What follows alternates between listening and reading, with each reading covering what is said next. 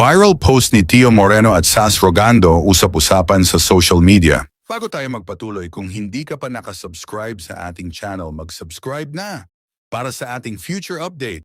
Viral at pinag-usapan na nga ngayon sa social media ang umano'y tila pagbaliktad ng mga kilalang taga-suporta ni PRRD. Kabilang na nga rito si Tio Moreno at Sas Rogando.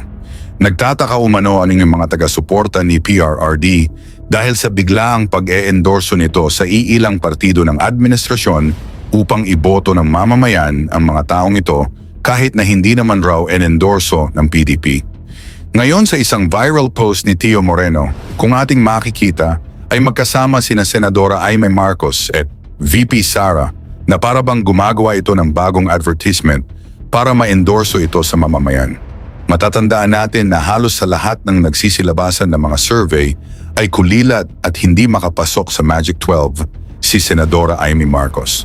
Sa isang post ni Tio Moreno dito ay inexplain nito ang mga rason kung bakit kinakailangan nating isama sa Duterte sina Camille Villar at Senadora Aimee Marcos dahil malaki rin umano ang magiging papel nito sa gagawing impeachment trial ni VP Sara. Marami raw sa ating mga kababayan ang hindi pa masyadong nakakaintindi sa rason kung bakit umano isinama na, hindi pa official, ni VP Sara si Senadora Aimee ay may mga rason ito. Ngayon ating basahin ang komento ni Tio Moreno sa mga rason bakit kailangan isama si Senadora Aimee sa Duterte. Aniya, kamakailan lang, nakaranas ako ng pambabash at panlalait mula sa parehong grupo ng mga taong sinuportahan ko simula pa noong 2016 ang DDS. Hindi naman lahat pero gaya rin ng mga kakampings, loyalists at Marcos apologists, may mga DDS din na rabid at bastos. Tinawag nila akong double agent, bayaran, walang prinsipyo at kung ano-ano pa dahil lang sa mungkahi kong idagdag sina Camille Villar at Senadora Aimee Marcos sa PDP laban senatorial slate. Kung sinusundan mo ako, matagal ko nang inuulit na hindi lang dapat kay Bongbong Marcos nakatuon ang atensyon natin. Aktibo pa rin ang CPP, NPA, NDF, gusto pa rin bumalik ang Liberal Party at may mga mafia sa gobyerno na akala mo'y sila ang may-ari ng Pilipinas. At ginagawa ang lahat para tuluyang madiskwalipika si VP Inday Sara Duterte sa anumang posisyon sa gobyerno. Bakit sinuportahan si Aimee Marcos?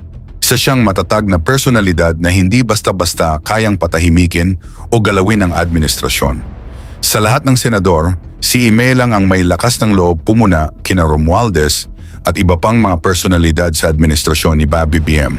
Tandaan, pinasalamatan siya ni FPRRD sa kanyang suporta at itinuturing pa rin siyang kaibigan ni VP Sara. Ang problema lang, Marcos siya. Nabudol na tayo dati at ayaw na nating mabudol muli. Pero sa totoo lang, may ginagawa siyang makakatulong sa atin ngayon. Halimbawa ang Senate hearing.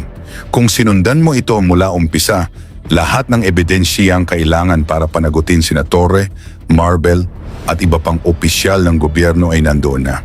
Sino ang nagpaumpisa nito? Si Aimee Marcos.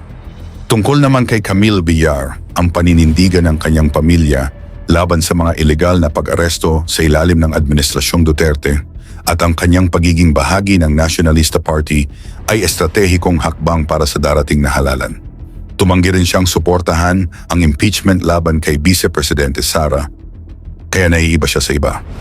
Okay lang na sa Duterte 10 lang tayo mag-focus, pero kung may dalawang bakanting pwesto sa balota mo, baka yan ang magbukas ng pinto para manalo sina Tulfo o ang tandem na Bam Kiko. At kung mamimili tayo sa pagitan ng mga Tulfo at kakampings, mas may laban sina Camille at Aimee. Maging practical at totoo tayo. Shukran.